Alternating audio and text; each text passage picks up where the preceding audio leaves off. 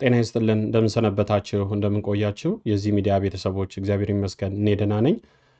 ዛሬ በአዲስ መረጃ ተመልሼ መጥቻለሁ። የዛሬ መረጃዬ አስቸኳይም ሁላችንም ፓርቲሲፔት እንድናደርግበት ነው። ይህንን መረጃ ይዤ የመጣሁት እሱ ምንድነው? ላለፉት ለተወሰኑ ቀናቶች እንደምታስታውሱት በኦርቶዶክስ ተዋሕዶ አማኞች ላይ የተደረገው ግፍን ሁላችንም የምናስታውሰው ነው። በተለይ በወለጋ አርሲ አካባቢ ላይ ብዙ ኦርቶዶክሳውያን በግፍ ተጨፍጭፈዋል። በዚህ ምክንያት ብዙ አብዛኞቻችን ኦርቶዶክሳውያን አዝነናል፣ በውጭም በአገር ውስጥም ያለን ኦርቶዶክሳውያን። ነገር ግን ይሄ በማዘንና በመጨነቅ የምንፈጥረው አንዳች ነገር እንደሌለ ሁላችንም እናውቃለን። በዚህ ምክንያት እኔ የተደጋጋሚ ቪዲዮዎች ሰርቻለሁ። በዚህ በኦርቶዶክሳውያን ላይ እየተፈጸመ ያለው ግፍን እንደ ኦርቶዶክሳዊ ግን አብዛኛው ኦርቶዶክሳዊ ከመጨነቁም የተነሳ ከመንግስትም ያገኘው ምላሽ የለም፣ ከቤተ ክርስቲያኗም ያገኘው ምላሽ የለም። ሁሉም ከመግለጫ ያለፈ የተደረገ ድርጊት የለም። የሟቾቹ ገዳዮች ማን እንደሆኑ በተለይ ደግሞ ስፔሲፊክ ኦርቶዶክሳውያንን ላይ በእምነታቸው ብቻ እንደተጨፈጨፉ ነው ያለን መረጃ። በዚህ ምክንያት የተነሳ ብዙ ኦርቶዶክሳውያን አዝነናል። ነገር ግን አሁን ይዤላችሁ የመጣሁት መረጃ ምንድን ነው? በመላው ዓለም ያሉ ኦርቶዶክሳውያን የኦንላይን ላይ ሰላማዊ ሰልፍ የማድረግ ዘመቻ በአንዳንድ የቤተ ክርስቲያን አገልጋዮች፣ ወጣቶች፣ ካህናት፣ ዲያቆናት በተለይ በዚህ በሰሜን አሜሪካ ላይ ያሉ የቤተ ክርስቲያን አገልጋዮች ይሄንን በኮሚቴ ተዋቅረው ይሄንን ለዓለም ሕዝብ እንዲያቀው በተለይ ኦርቶዶክሳውያን ላይ በሀገራችን ኢትዮጵያ ላይ ሃይማኖት ተኮር በሆነ መንገድ ኦርቶዶክሳዊ ላይ እየተፈጸመ ያለው ግፍና መከራ ይብቃ የሚል በኦንላይን ላይ ሰላማዊ ሰልፍ እንደተዘጋጀ ሰምቻለሁ። እሱ የደረሰኝን ቪዲዮውን ከዚህ ቀጥዬ ያሳያችኋለሁ። ቀጥታ ወደ ቪዲዮ አሳያችሁና ሁላችሁም ኦርቶዶክሳዊ በተለይ ደግሞ ይህንን ቪዲዮ ካያችሁ በኋላ ላይክ፣ ሼር፣ ሰብስክራይብ በማድረግ ለሌላውም እንዲሰማ ኦርቶዶክሳዊ የሆነ በሙሉ ሐሳቡን በዚህ አትሊስት በሌላ መድረስ ማንችል እንኳን ቢሆን ከመንግስትም ማግኘት የምንችለው ነገር አላገኘንም። የህዝቡን ደህንነት መንግስት ሊያስጠብቅም አልቻለም። እንደ ቤተክርስቲያን ደግሞ የቤተክርስቲያኗ የበላይ አካላት ከመግለጫ ውጪ ያወጡት ነገር የለም። ስለዚህ እኛው ለራሳችን ኦርቶዶክሳውያን አትሊስት ሌላ ነገር እንኳን ማድረግ ባንችል እንኳን ለነዚህ በግፍ ለተገደሉ ኦርቶዶክሳውያን ድምጽ መሆን ስለሚገባን በዚህም መሰረት በተለይ እኔ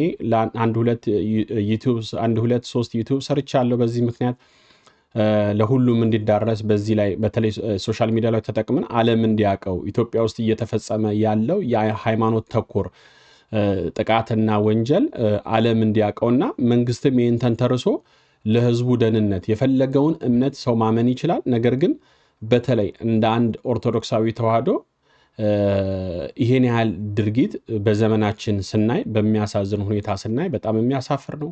ስለዚህ አሁን ዋናው ግን ዛሬ የመጣሁበት የቪዲዮም ዓላማ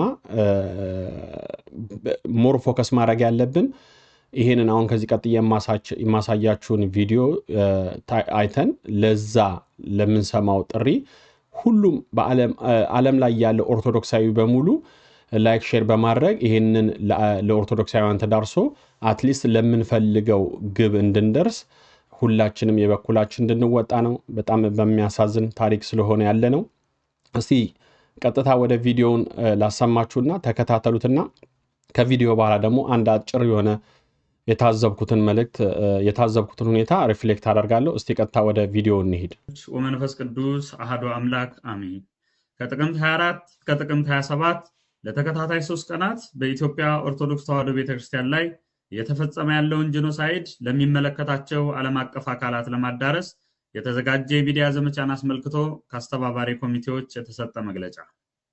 በሀገራችን በኢትዮጵያ ባለፉት 7 ዓመታት በሶማሊያ፣ በትግራይ፣ በአማራ፣ በደቡብ፣ በኦሮሚያ በተለይም በዝቋላ፣ በበደኖ፣ በአርባጉጉ፣ በአሩሲ፣ በጅግጅጋ ወዘተ ኦርቶዶክሳውያን ተከታዮችን ኦርቶዶክስ በመሆናቸው ብቻ አሰቃቂ በሆነ መልኩ በሜንጫ፣ በገጀራ፣ በድንጋይና በጦር መሳሪያ ተገድለዋል። አስከሬናቸውም በየሜዳው ተጎትቷል። በዱር አውሬዎች እንዲበላም ተደርጓል። ለዘመናት ያፈሩት ሀብትና ንብረትም ወድሟል።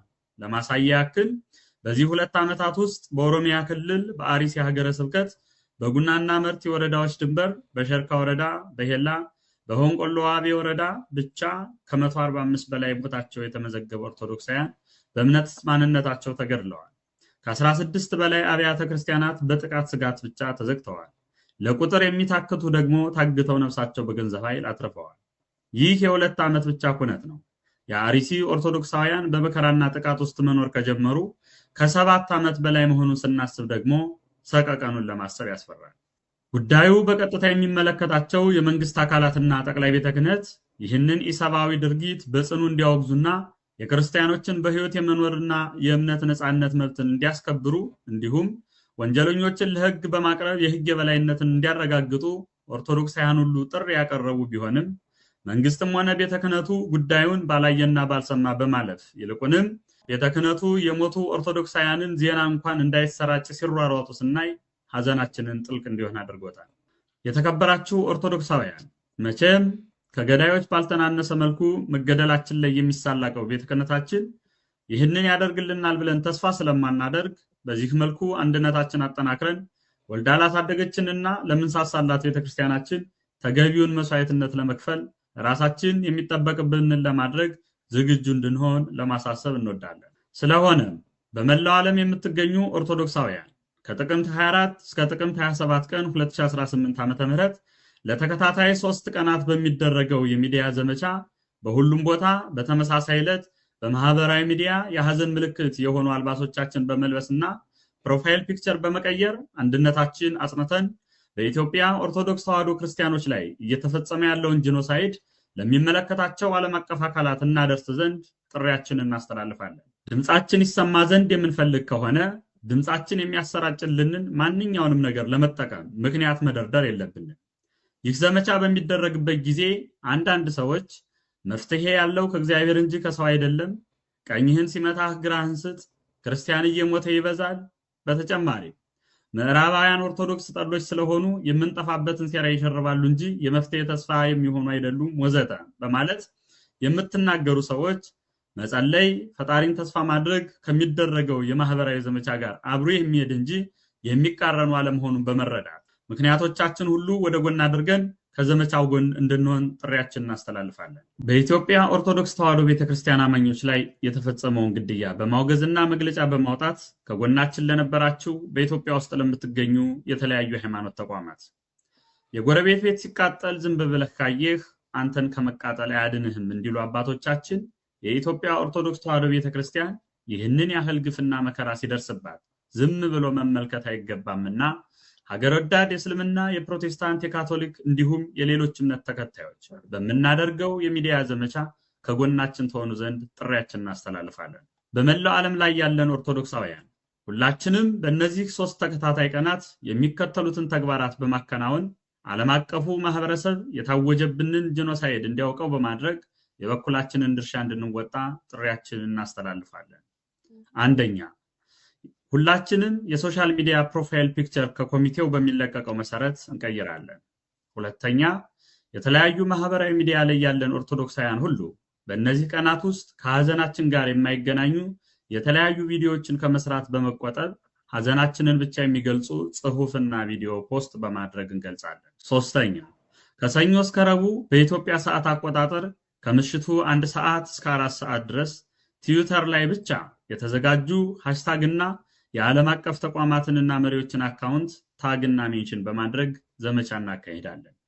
አራተኛ፣ ከኮሚቴው የሚለቀቀውን የሞቱ ኦርቶዶክሳውያንን ፎቶና ቪዲዮ በፌስቡክ እና ኢንስታግራም ላይ ኮሚኒቲ ጋይድላይን በጠበቀ መልኩ እንለቃለን። አምስተኛ፣ ኮሚቴው በሚመርጠው የቲክቶክ ገጽ ላይ በኢትዮጵያ ሰዓት አቆጣጠር ከቀኑ 9 ሰዓት እስከ 12 ሰዓት ድረስ ሰማዕታቱን የመዘከር ስራ እንሰራለን።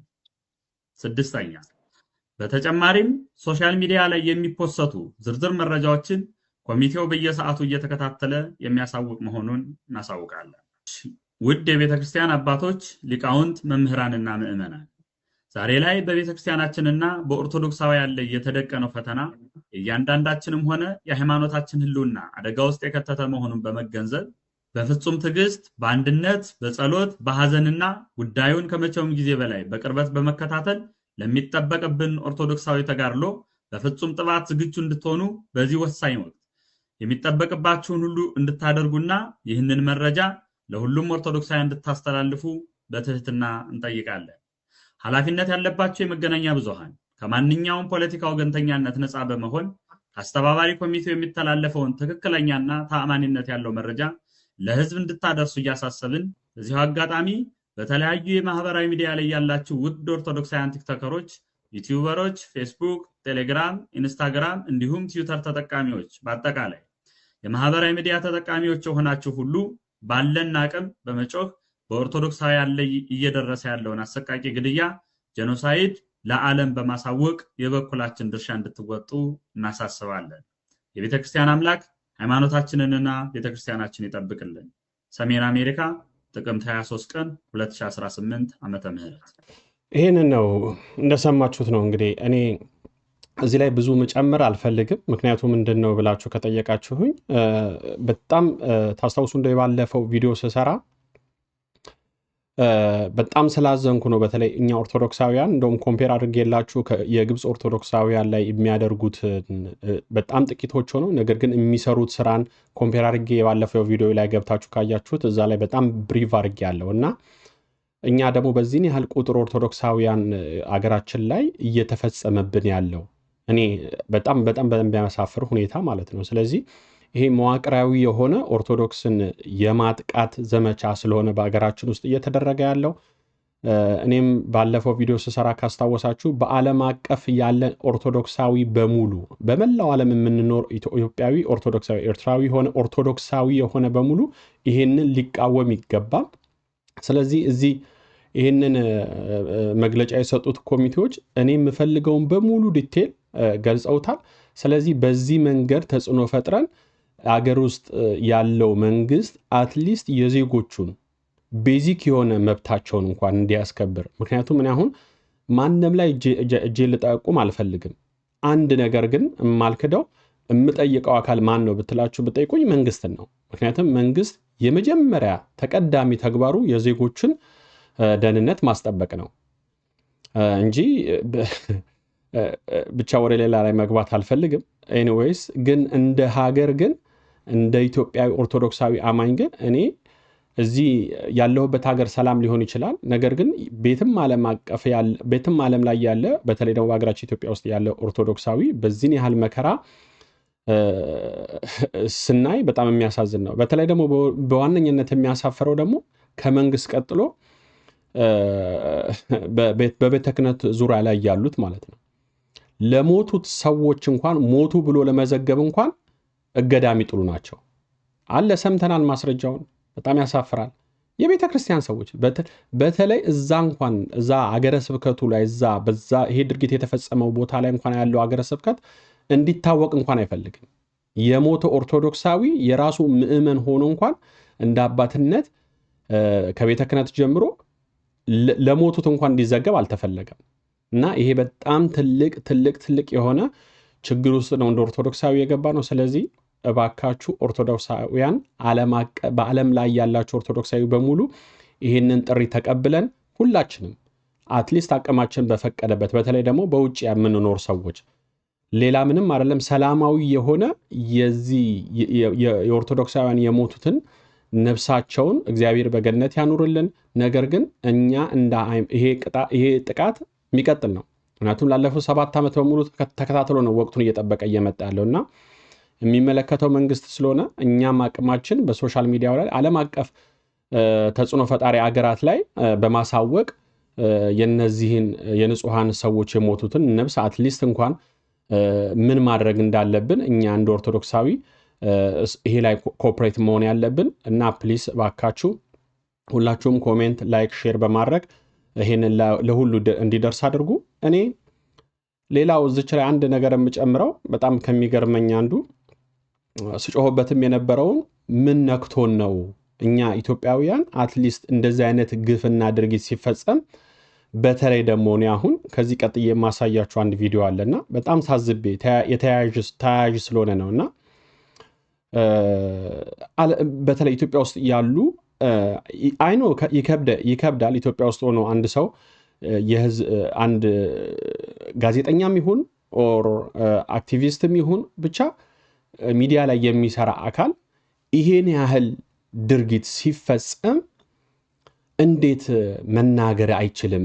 እንዶ ሰብአዊነቱን ተጠቅሞ እንኳን ለነዛ ለሞቱ ሰዎች እንዲህ ነገር ተፈጸመ ብሎ መንግስት ባይዘግብ እንዴት እዛ ኢትዮጵያ ውስጥ ያሉ ሰዎች ሊዘግቡ አይችሉም የሚል ሁሌ አይምሮ ውስጥ የሚጠይቀኝ ጥያቄ ነበር። ከዛ ውስጥ አንዱ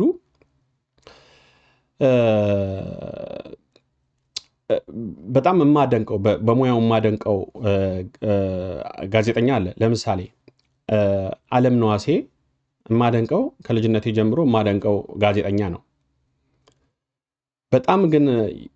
በጣም ያዘንኩት ያሳፈረኝ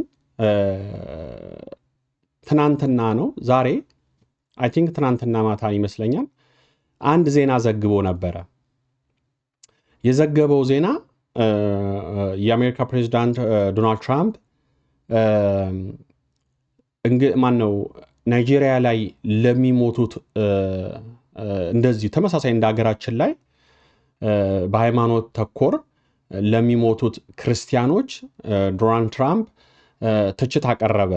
ለማ ለናይጄሪያ ፕሬዚዳንት ህዝብህን የማታስጠብቅ ከሆነ የአሜሪካ ወታደሮች ናይጄሪያ መጥተው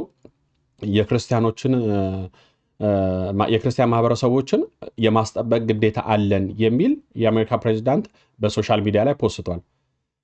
እንደ ዜና ይሄንን ሰምቶ ማነው ወንድማችን ዓለም ነዋሴ ማለት ነው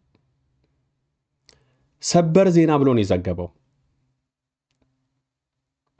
ስለሚሞቱት ክርስቲያኖች ብሎ ትራምፕ ይሄንን ተናገረ ብሎ ሰበር ዜና ብሎ ነው የዘገበው። በጣም ከሚገርመኝ አንዱ ለምን ይሄ ጥያቄ እሱንና ለእሱን መሰሎች ኢትዮጵያ ውስጥ ለሚፈጸመው ነገር ለምን አይዘግቡም? ምን ነክቷቸው ነው? አትሊስት እንደ ዜጋ መንግስትን በማይጎዳ መንገድ እንደው ጅስ ራሽናል ሆነው የሆነ ነገር ለምን አይዘግቡም የሚል ጥያቄ ነበረኝ ሰዎች ጠይቄ ነበረውና የመለሱልኝ ምንድነው እውነት ይሁን ውሸት አላቅም።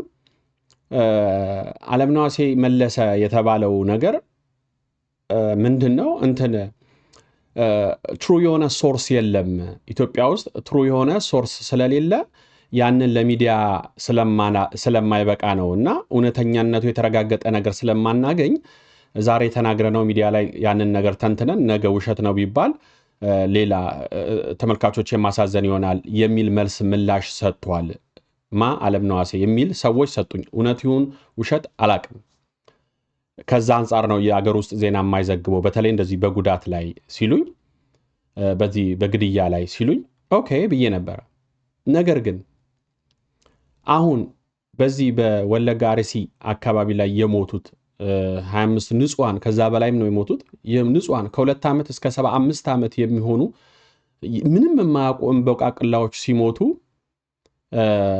እንግዲህ እሱ እንዳለው እንሂድና ሶርሱ እውነትነት የለውም የሚል ከሆነ የመሞቱን ዜና የዘገበው መንግስትም ዘግቦታል። ቤተክርስቲያኗም እንደ ቤተክርስቲያን ቅዱስ ሲኖዶስ መግለጫ ሰጥቶበታል። ከዚህ የበለጠ እውነታነት የለም እሱ ለመዘገብ ማለት ነው። ግን አልዘገበውም። በጣም ተከታትዬ ነበር የእሱ ቻናል ላይ ገብቼ እስቲ ሊየው ብዬ አስቤ ሰርች አድርጌ ነበር። መቼ ዛሬ በተለየ እዚህ የናይጄሪያውን ዶናልድ ትራምፕ ክርስቲያኖች ለምን ይሞታሉ ብሎ ተናገረ የሚለውን ሲዘግብ እስቲ የኢትዮጵያን የአርሲ ላይ ዘግቦታል ብዬ ለማየት ሞክሬ ነበር። በጭራሽ አልዘገበውም።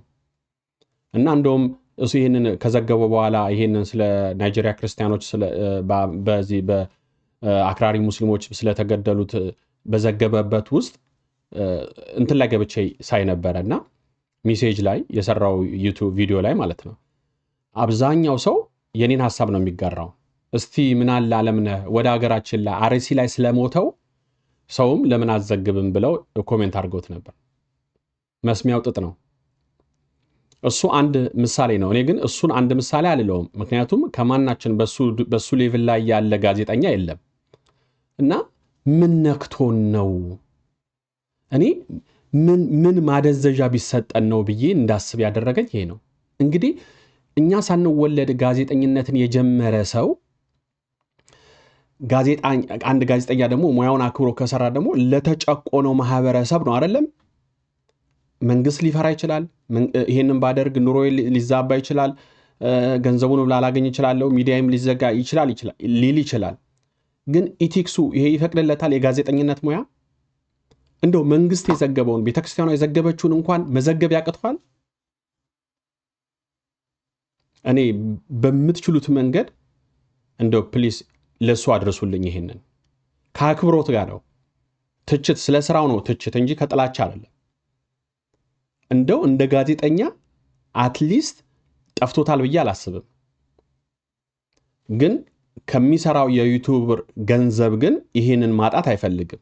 ስለዚህ ለሚዲያ የሚበቃ አይደለም። የነዚህ የኢትዮጵያውያን 25 ከ2 ዓመት እስከ 75 ዓመት የሞቱ ንጹሃን ኦርቶዶክሳውያን ግን ለሱ ዜና የሚበቃ አይደለም። ነገር ግንስ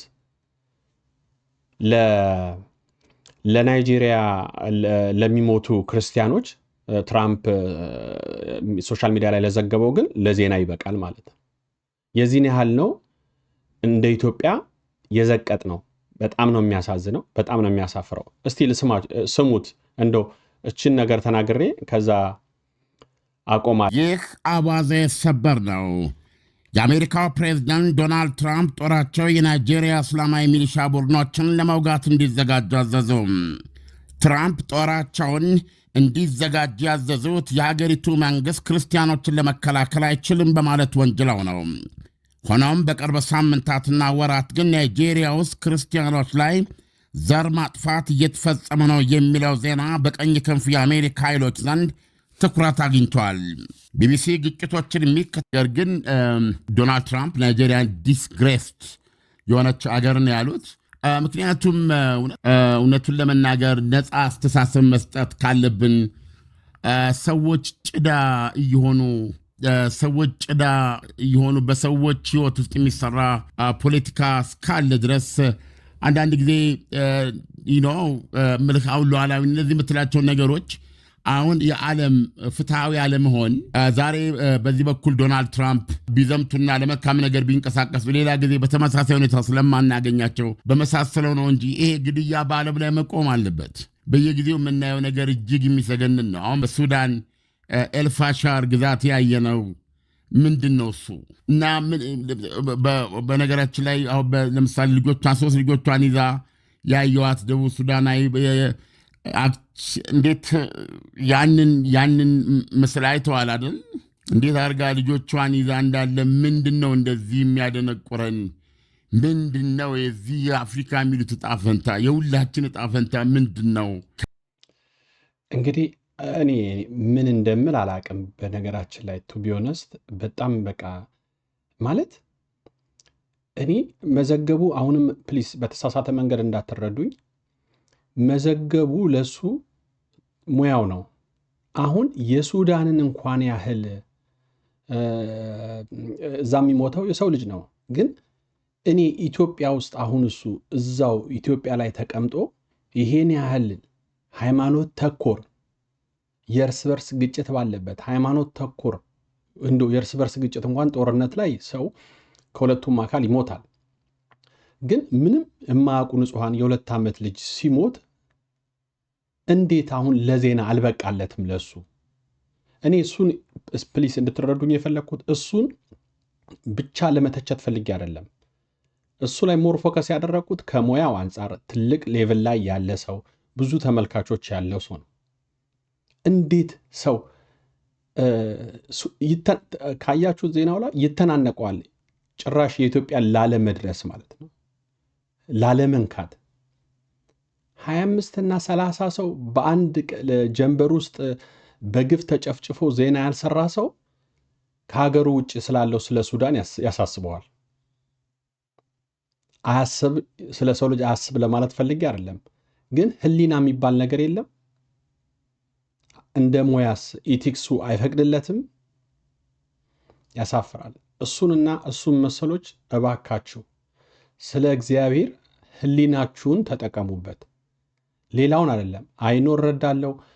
አሁን ኢትዮጵያ ውስጥ ካለው ሁኔታ ኢትዮጵያ ውስጥ የዚህን ያህል ወጥቶ መንግስት ሊተች የሚገባ ነገር ቢመጣ ምን አይነት ተከትሎ ሊመጣ ይችላል? አትሊስት እንደ ዜና አይዘገቡም። ይሄን ያህል ሰዎች በወለጋ ኦርቶዶክሳውያን ሞቱ ብሎ እንኳን አይዘገብም። ጀስት በጣም ነው የሚያሳፍረው። በጣም እኔ በአለምነህ በጣም ነው ያፈርኩት። እንደው ይሄንን ዩቱብ አይቶ እንደው መልስ ቢሰጠኝ ምንድን ነው ብዬ እንደው ልረዳው የሚል ሀሳብ ነው ያለኝ። በጣም ነው ያፈርኩት። ሰው እንዴት የመንግስት ሚዲያዎች እንኳን ሊዘግቡት የሚደፍሩትን እንዴት አንድ ኢትዮጵያዊ የሆነ ይሄን ያህል አሳፋሪ ድርጊት በኢትዮጵያ ውስጥ ሲፈጸም ጸጥ ረጭ ብሎ መልስ ሳይሰጥ ትራምፕ ሶሻል ሚዲያ ላይ ጽፏል እና የናይጄሪያ ክርስቲያኖች እየተገደሉ ነው ብሎ ሚዲያ ሰበር ዜና ኦፍኮርስ እሱን ቢዘግብ ብር የሚያገኝበት ምክንያት አለ። ነገር ግን እኮ የኢትዮጵያውን ቢዘግበው እንደውም ሞር ኢትዮጵያዊ ያይለታል። ግን ለምን የሚለው ጥያቄ ነው። ይሄ ነው እንግዲህ እኔ ባጭሩ ልላችሁ የምችለው።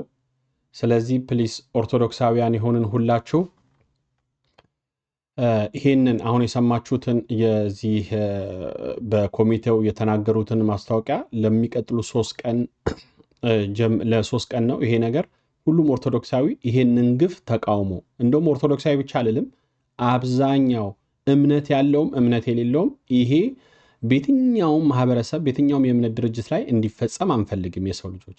ስለዚህ ሁላችሁም ለዚህ ለንጹሃን ለሞቱ ከህፃን እስከ አዋቂ ስለሞቱት ብላችሁ በዚህ መጠቀም ያለብንን ነገር ተጠቅመን መንግስት እንደ መንግስት ቆሞ የህዝቦቹን ደህንነት ማስጠበቅ የገደሉትንም ደግሞ ለህግ ፍርድ ቀርበው ዳግም ይሄ ነገር እንዳይፈጸም መንግስት የበኩሉን እንዲወጣ ሁላችንም በጣም በተደጋጋሚ ነው ይሄ ድርጊት የተፈጸመው። እኔ አሁን ስለሞቱት አይደለም፣ ስለሞቱት በእምነታቸውን የሞቱት ክርስቶስ ዋጋቸውን ይከፍላቸዋል። ነገር ግን ከዚህ በኋላ ግን ስለሚሞተው ኦርቶዶክሳዊ ወይም የተለያየ እምነት ውስጥ ያሉትም የሰው ልጅ እግዚአብሔር በሰጠው ዕድሜ ሊኖር ይገባዋል እንጂ በማንም አክራሪ እየተነሳ የሚገደልበት ይሄን ታምናለህና ትገደላለህ፣ ይሄንን ብሔር ነህና ትገደላለህ የሚያሳፍር ነው። ስለዚህ የተሰጠንን ማስታወቂያ ሰምታችኋል። ሁላችሁም ፕሊዝ በዚህ በሶሻል ሚዲያ በተለይ በቲክቶክም ያላችሁ በዩቱብም ያላችሁ በተለያዩ ሚዲያ ላይ የምትጠቀሙ በሙሉ በተገለጸው መሰረት ሁላችሁም ገብታችሁ ተከታትለን አትሊስት ለዓለም አቀፍ ህብረተሰቡ አሳውቀን ይሄ ነገር እንደው ፕሬዠር ኖሮበት ኢትዮጵያ ውስጥ ለሚገዛው ለሚያስተዳድረው መንግስት ይህንን እርምጃ ወስዶ አትሊስት ከዚህ በኋላ ዳግም እንደዚህ ነገር የማንሰማበት ጊዜ እንዲያደርግልን የአምላካችን ፍቃድ ይሁንልን። እባካችሁ ሁላችሁም ይህንን ቪዲዮ ላይክ፣ ሼር፣ ኮሜንት በማድረግ ለሁሉ እንዲደርስ አድርጉልን። ለሞቱት ነፍስ ይማርልን። እንግዲህ በሚቀጥለው ደግሞ በተለያየ መረጃ ተመልሼ እስከምንገናኝ ሁላችንም ባለንበት የእግዚአብሔር ሰላም ከሁላችን ጋር ይኑር። አሜን።